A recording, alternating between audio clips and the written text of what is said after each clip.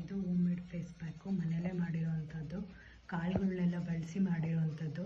ಹೆಸರು ಕಾಳು, ಮಸೂರ್ ದಾಲು, ಬಟಾಣಿ, ಮೆಂತ್ಯ ಇದನ್ನೆಲ್ಲನೂ ಬಿಸಿಲಲ್ಲಿ ಚೆನ್ನಾಗಿ ಒಣಗಿಸ್ಬಿಟ್ಟು ಕಾಳುಗಳನ್ನ ಮಿಷಿನ್ಗೆ ಹಾಕ್ಸ್ಬಿಟ್ಟು ಫುಲ್ ಸಾಫ್ಟ್ ಪೌಡರ್ ಮಾಡಿಬಿಟ್ಟು ಇದಕ್ಕೆ ಹಣ್ಣುಗಳ ಸಿಪ್ಪೆನೂ ಆ್ಯಡ್ ಮಾಡಿರ್ತೀವಿ.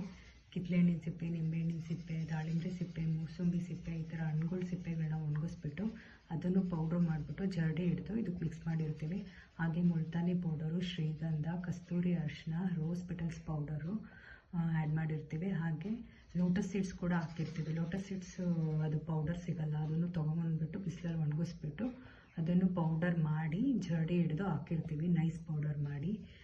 ಇದೆಲ್ಲ ನೋ ಕೆಮಿಕಲ್ಸ್ ಏನೂ ಇರಲ್ಲ, ಪ್ಯೂರ್ಲಿ ನ್ಯಾಚುರಲ್. ಇದು ತುಂಬ ಚೆನ್ನಾಗಿರುತ್ತೆ. ನಾನು ಇದನ್ನು 10 ಇಯರ್ಸಿಂದ ಯೂಸ್ ಮಾಡ್ತಾ ಇದ್ದೀನಿ. ನಾನು ನಮ್ಮ ಅಮ್ಮನಿಂದ ಕಲ್ತಿದ್ದು. ತುಂಬ ಚೆನ್ನಾಗಿರುತ್ತೆ. ನೀವು ಒಂದ್ಸಲ ಯೂಸ್ ಮಾಡಿದ್ರೆ ಇದ್ರದ್ದು ಹೇಗಿರುತ್ತೆ ಅಂತ ಗೊತ್ತಾಗುತ್ತೆ. No side effects.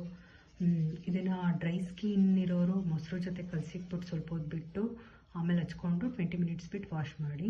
Oily skin ಇರೋರು ರೋಸ್ ವಾಟರ್ ಜೊತೆ ಕಲಸಿಟ್ಬಿಟ್ಟು ಅಥವಾ ಟೊಮೆಟೊದಲ್ಲಿ ರಸ ಥರ ಬರುತ್ತಲ್ಲ ಅದರಲ್ಲೂ ಕಲಸಿಟ್ಬಿಟ್ಟು ಹಚ್ಕೊಳ್ಳಿ. ಡ್ರೈ ಸ್ಕಿನ್ ಇರೋರು ಡೈಲಿ ಯೂಸ್ ಮಾಡ್ಬೋದು. No side effects.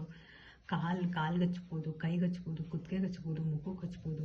ನ್ಯಾಚುರಲ್ ಆಗಿರೋದ್ರಿಂದ ಏನೂ ಸೈಡ್ ಎಫೆಕ್ಟ್ಸ್ ಇರೋಲ್ಲ. ಒಂದು 20 ಮಿನಿಟ್ಸ್ ಡ್ರೈ ಆಗೋವರೆಗೂ ಫೇಸಲ್ಲಿ ಬಿಟ್ಬಿಟ್ಟು ವಾಶ್ ಮಾಡ್ತಾಯಿದ್ದೀನಿ. ದಿನ ನೀವು ರೊಟೀನ್ ಮಾಡಿಕೊಂಡ್ರೆ ಮುಖದಲ್ಲಿ ಪಿಂಪಲ್ಸ್ ಕಲೆ ಇದ್ರೂ ಹೋಗುತ್ತೆ. ಆಮೇಲೆ ಸ್ಕಿನ್ನ ಟೈಟ್ ಮಾಡುತ್ತೆ, ಸಾಫ್ಟಾಗಿ ಇಟ್ಟಿರುತ್ತೆ. ಆಮೇಲೆ ಏಜ್ ಆಗಿರೋ ಥರ ಕಾಣಲ್ಲ. ಮತ್ತು ನಿಮ್ಮ ಸ್ಕಿನ್ನಲ್ಲಿ ಏನಾದರೂ ಗ್ಲೋನೆಸ್ ಇಲ್ಲ ಅಂದರೆ ಅದು ಬರುತ್ತೆ. ತುಂಬ ಚೆನ್ನಾಗಿರುತ್ತೆ. No side effects. ಒಂದು ಸತಿ ಉಪಯೋಗಿಸಿ ನೋಡಿ, ಗೊತ್ತಾಗುತ್ತೆ.